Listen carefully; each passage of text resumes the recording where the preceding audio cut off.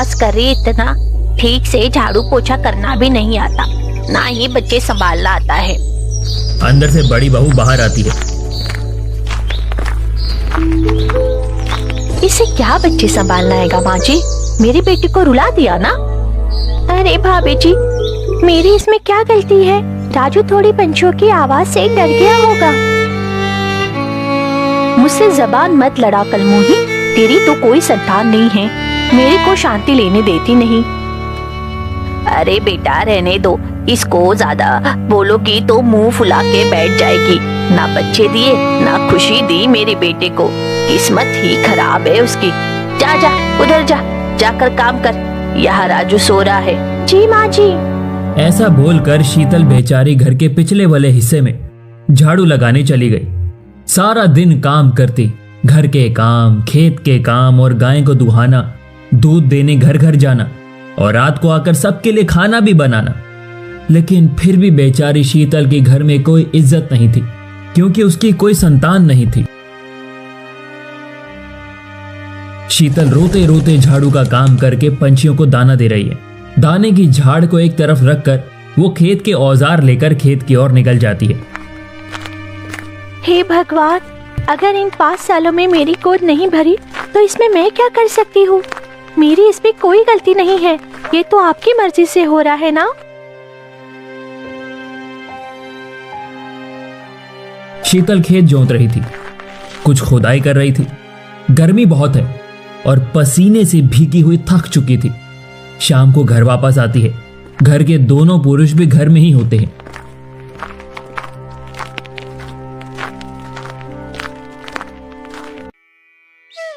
अरे शीतल, क्या कह रही हो? आज गाय को धोया नहीं? अभी करती हूँ। वो गाय दोहन करती है।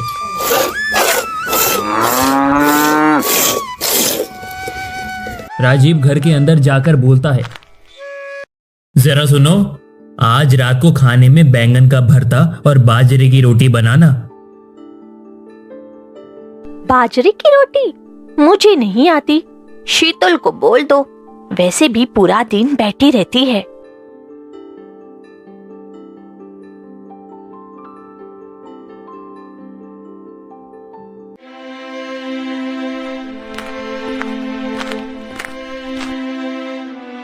शीतल, आज तुम्हें बाजरे की रोटी बनाना है, जल्दी काम करके आओ, दोनों भाई को काम पे जाना है।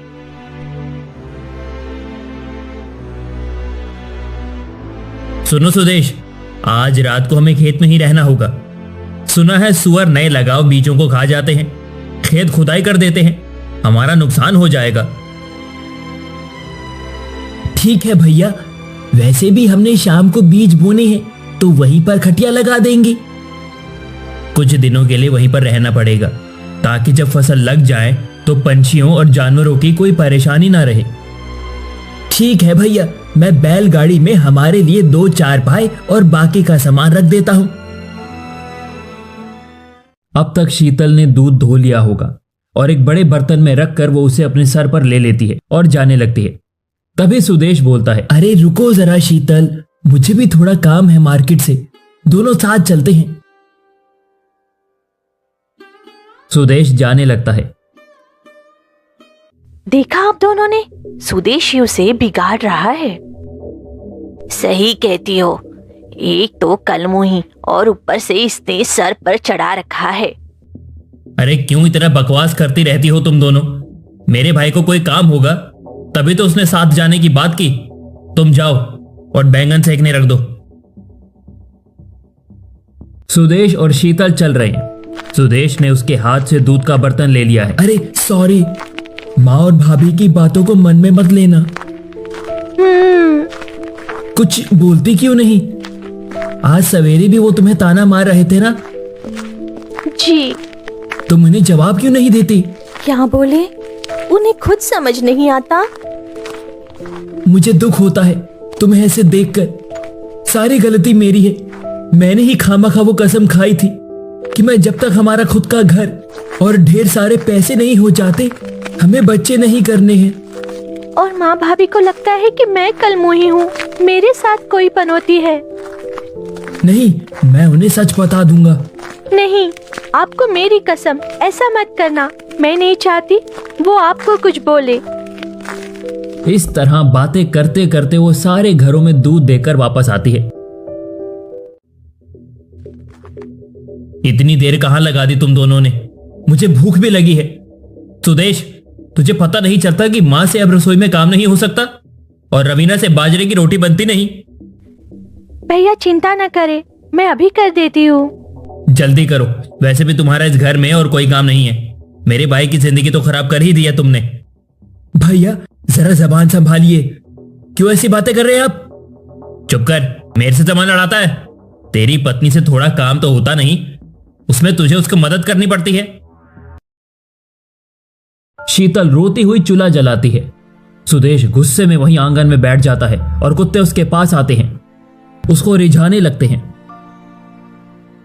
तुम बेजुबान हो, लेकिन तुम्हें इतना प्यार है हमसे, और एक मेरी माँ और मेरा भाई है। भाभी की बातों में आकर हमें दुखी करते हैं। उसी वक्त सुदेश की भतीजी उसके पास आती है। चाचा, आपको बुरा लगा था पापा की बात का? बेटा, लगता तो है, लेकिन मैं जानता हूं भाई भाभी के आने के बाद बदल गए हैं, और माँ भी शीतल को प्यार नहीं करती। आपके जाने के बाद दादी और मम्मी पापा को भड़का रही थी।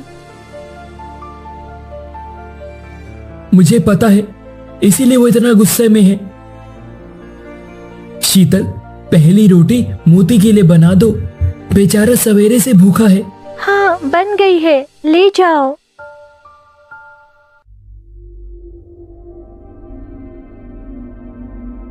सब खाना खा रहे हैं। सुदेश सबसे पहले खाना खत्म करके खटिया लेकर जाता है।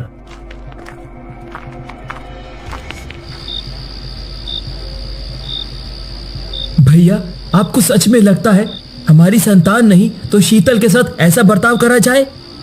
मुझसे बात मत कर, तू तो उसी का ही हो गया है। क्यों? जब से आई है सबसे गुस्से में बात करता है तू। तभी पता चलता है कि सुअर आए हैं। पास के खेत वाला बुलाने आता है। चलो चलो राजू भाई, सुदेश भैया, सुअर आए हैं, उन्हें भगाने जाना है। दोनों भाई जल्दी उठकर भागते हैं। दोनों आदमी आपस में भाई हैं। राजीव और दो भाई सब सुअरों को भगा रहे थे। तब सुदेश को एक सांप काट लेता है। आए हाय, भैया, मुझे सांप ने काट लिया है।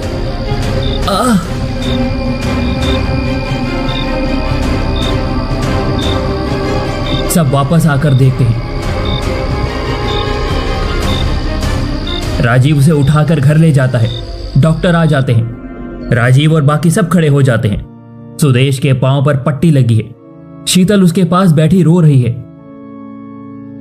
सांप तो जहरीला था, लेकिन समय पर आ जाने से अब इसकी जान बच गई है। लेकिन क्या सर? कुछ दिनों के लिए इसको लकवा हो गया है इसके पाँव में। अभी तो थोड़ा आराम करना पड़ेगा और धीरे धीरे ठीक होगा ये। माँ, मैं कितना बदनसीब हूं ना शीतल। अरे ऐसा न कहो, अच्छा हुआ जान बच गई।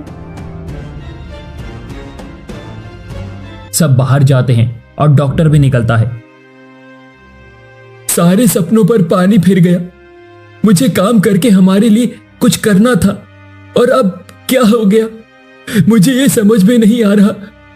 अब तो भैया को अकेले खेतों में जाना पड़ेगा। भाभी और भी गुस्से में रहेगी, लेकिन कोई बात नहीं, सब ठीक हो जाएगा। दूसरे दिन सवेरे एक ही तरह से सुबह की शुरुआत होती है।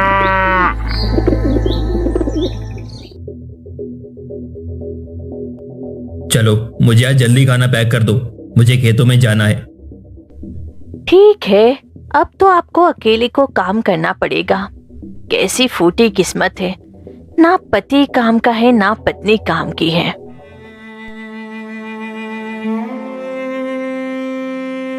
सुशीला अपने बेटे के पास आती है। बेटा, अब तबीयत कैसी है? माँ, अब मैं ठीक हूँ। लेकिन अभी मैं चल नहीं पा रहा हूँ। बेटा, अब तुम खतरे से बाहर हो तो मैं जरा अपने भाई के पास हो आती हूँ। तू शीतल को समझा देना रवीना से कोई बहस ना करे और काम से काम रखे। वो बेचारी तो वैसे भी अधमरी हो गई है, क्या तुम देख नहीं सकती? चलो मैं चलती हूँ। बहू, ओ बहू।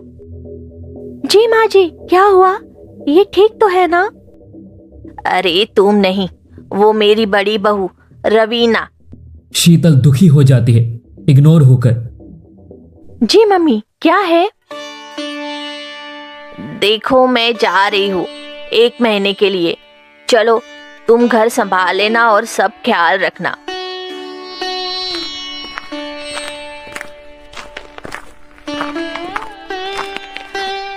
चलो शीतल, अब बर्तन कर दो, मुझे और भी काम है।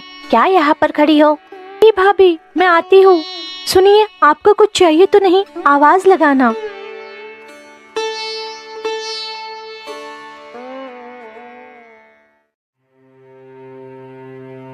हे ऊपर वाले, जल्दी से सुदेश की सेहत ठीक कर दो। मुझसे उनकी ये हालत देखी नहीं जाती।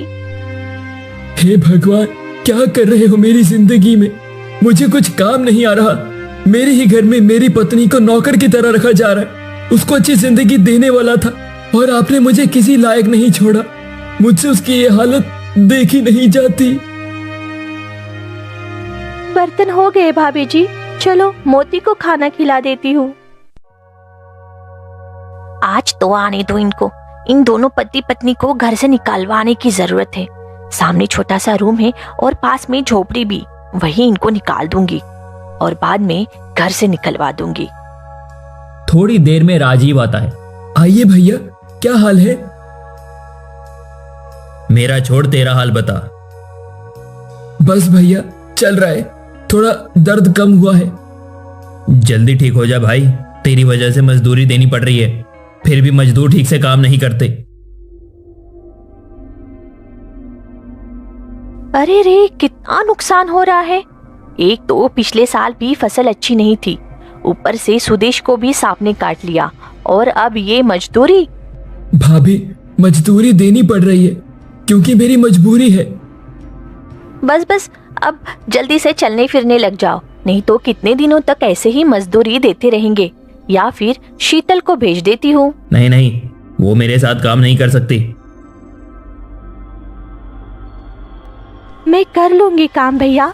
कल से जल्दी उठकर घर का सारा काम करके रख दूंगी और खेत में आपके साथ काम करूंगी। नहीं नहीं, मुझे यहाँ तुम्हारी जरूरत है। कुछ काम पड़ा तो थोड़े दिन देख लेते हैं। इसी तरह कई सारे दिन बीत गए। फसल लग चुकी थी। राजीव पानी दे रहा था, कुएं से सीधा खेत में जा रहा था। सुदेश शीतल का हाथ पकड़कर चलने लगा। अब तू कैसा है? भैया, मैं ठीक हूँ। अब मैं आपके साथ 2-3 दिनों में आऊंगा और पानी देने में भी मदद करूंगा। रवीना ये देखकर जल रही थी।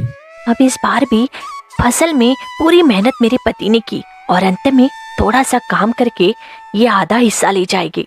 ना बच्चे हैं और ना ही कोई भविष्य, लेकिन कमाई हमारी खाते हैं। उसी रात रवीना ने राजीव को भड़काया। सुनो, कितने पैसे इस बार मजदूरी में गए? कम से कम 20,000 रुपए। और सुदेश के इलाज में? 30,000 रुपए। फसल में कितना कमाएंगे आप? अगर पिछले साल से अच्छा दाम मिला तो 4-5 लाख तो मिल ही जाएंगे। उसमें आपके भाई ने कोई मदद नहीं की, ना ही उसकी पत्नी को काम करने दिया। सही है, लेकिन बेचारा खेतों के कामों में ही उसे सांप ने काट लिया था। जो भी हो, वो हमारे साथ रहकर खाना खाते हैं और खर्चा करवाते हैं, वो काफी है। उसको हिस्से में कुछ नहीं देना है। पागल हो गई हो क्या? याद है पापा ने मरते समय क्या बंटवारा किया था? यही कि इस घर में दोनों भाइयों को समान अधिकार मिलेगा और समान बंटवारा होगा। बंटवारा हुआ कहाँ है? मुनाफे में उसे भाग मिलता है और खर्चा हमें आता है। पैसे तो घर में ही रखते हैं ना वो भी। लेकिन हमारे बच्चे हैं, भविष्य है और सगे संबंधियों को भी रखना है। ये दोनों घर के बड़े हिस्से को रोके रखते हैं। कल मेरे रिश्तेदार आएंगे, मैं क्या करूं? सालों से रिश्तेदार आते हैं, सब हो जाता है। नहीं, मुझे बंटवारा चाहिए। नहीं तो मैं घर छोड़कर जा रही हूँ, आप नहीं समझेंगे। मैं समझता हूँ, लेकिन सीधा नहीं बोल सकता। शीतल और सुदेश दोनों दूसरे कमरे से सुन रहे थे और दुखी भी थे। कमरे में चारों बैठे हैं। सुनो सुदेश, एक काम करो, इस बार की फसल में से तुम्हें 30% का हिस्सा दे देता हूं। तुम्हारी भाभी चाहती है हम थोड़ा अलग रहें। लेकिन भाभी क्यों? तुम तो चुप ही रहो, तुम ही हो इस घर को तोड़ने वाली। भैया, अलग मतलब कहाँ रहेंगे हम? सामने वाले रूम में, वहां से तुम अपना देख लो। खाने पीने की चीजें वहीं रख लेना। गाय को धोकर शीतल थोड़ा दूध तुम्हारे लिए रख लेगी और बाकी ग्राहकों को दे आएगी। तुम लोग अपनी रसोई वहाँ पकाओ। मम्मी क्या सोचेगी? कुछ नहीं, उनको पता है साथ रहना ठीक नहीं। उनके आते ही थोड़े दिन तुम्हारे साथ, थोड़े दिन हमारे साथ। और भैया, खेतों का क्या? उसका भी बंटवारा। मतलब कि 10 बीघा जमीन है, 3 बीघा तुम्हारी और 7 बीघा हमारी। क्या कह रहे हो भाई? ठीक है, तुम दोनों ठहरे दो। हमारा परिवार है, रिश्तेदार है, हमें ज्यादा हिस्सा लगेगा सब देखने में। ठीक है भैया, कल से मैं वहां चला जाता हूँ। और एक बात, खेतों में पानी देने के लिए एक ही कुआं है। दिन में 2 घंटे और रात में 2 घंटे तुम उसमें से पानी ले सकते हो। भैया, पानी का बंटवारा हम करेंगे, नहीं तो अपने हिस्से की जमीन में नया कुआं करवा लो। सुदेश और शीतल एक दूसरे के सामने देखकर दुखी थे। राजीव और रवीना उठकर चले जाते हैं। फिर शीतल और सुदेश रोते हुए सो जाते हैं। क्या हो गया हमारे जीवन में? रोती क्यों हो? नया अध्याय शुरू हुआ है। देखना 1 साल में क्या क्या होता है। दूसरे दिन एक गंदे रूम और छोटी जगह पर शीतल खाना बना रही है और मोती वहां पर आता है। देखो, इस गूंगे जीव को भी पता है किसकी रोटी खानी चाहिए। ले मेरा बेटा, खा ले। अब तुझे सुदेश के साथ खेत में जाना है, सुअरों को भगाने। ये लो तुम्हारे हिस्से के 40,000 रुपए। सिर्फ 40,000? खेतों के बीच मैंने एक पत्थर की कच्ची दीवार बनाई है, तो उसका खर्चा हो गया। मैंने भी उसमें पैसे डाले हैं। अब अपना देख लो तुम। थोड़े दिनों के लिए सुदेश को काफी दिक्कतों का सामना करना पड़ा, लेकिन उसकी वाइफ ने उसे चलने फिरने में सहायता भी की। वो चलने लगा। सुनो, अब गर्मी आने वाली है। मैं नई फसल के बारे में जानकर आया हूँ। अब उसे उगाते हैं। आराम से काम करना, ध्यान रखना। सुदेश दिन रात काम करता रहा। खेत को ठीक किया, बीज बोए और रात को सुअरों से रक्षा भी की। शीतल घर में बैठकर उसका इंतजार करती, गाय धोती और उसका दूध लेकर सबको देने जाती। एक दिन सुबह, ठीक है, मैं जा रहा हूं खेतों में पानी डालने के लिए। मैंने आज सुबह ही पानी देने के लिए एक जुगाड़ लगाया है। एक एक बादली पानी से काफी सारा पानी वेस्ट हो रहा है। तो अब क्या करोगे? मैंने पूरे खेतों में रबर की पाइप लगा दी है और कुएं से उसमें पानी दे रहा हूं, ताकि पानी जमीन में ना जाकर फसल में लगे और बर्बाद ना हो। सुदेश एक जुगाड़ निकाला, एक पुल्ली साथ ले जाता है और कुएं के साथ उसे अपने बचे पैसों से पाइपलाइन लगाता है। पानी की बाल्टियां भर भर के उछालने लगा। लगातार 2 घंटे तक उसने ऐसा किया। इसी बीच रवीना ने कई बार देखा, ये अकेले कितना काम कर रहा है और पानी कितना इस्तेमाल कर रहा है। रवीना रात को अपने पति को, बोलो अब क्या हुआ? सुदेश पानी बर्बाद कर रहा है, उसे बोल दो कि पूरे दिन में 1 ही घंटे पानी लेना। दूसरे दिन राजीव ने एक पंप लगा दिया। समझ गए सुदेश? और सुदेश को मना कर दिया। ठीक है भैया। कुएं के अंदर से आवाज आई, अरे मूर्ख, ये तो देख अपने भाई के साथ ही छल कर रहा है। इंसान की तरह मतलबी बनता जा रहा है। चलो अब मैं ही इन्हें मजा चखाता हूं। फिर 1 महीने बाद राजीव की फसल सड़ चुकी थी। सुदेश के खेतों में बहुत ही ज्यादा फसलें लग गई थी। हे भगवान, मेरे खेतों में ये क्या हो गया? पता नहीं, ये इसमें पानी ज्यादा लग गया है। तुम्हारे भाई ने किया होगा। नहीं, हमने पंप लगाया, वो हमारी गलती थी। सुदेश मार्केट जाता है अपने दाने को लेकर। अरे भाई वाह, क्या अनाज है, इसका दाम अच्छा मिलेगा। फिर शाम को सुदेश घर आया। शीतल, मुझे लगा था मुश्किल से 1 लाख मिलेगा, मुझे तो 2 लाख मिले हैं। क्या बात है? सबसे पहले एक बोर और पंप लगाता हूँ।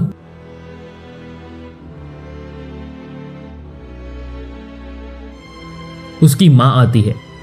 बेटा कैसा है? ठीक हूँ, आप आ गई? हाँ बेटा। मम्मी, शाम का खाना यहाँ खा लेना।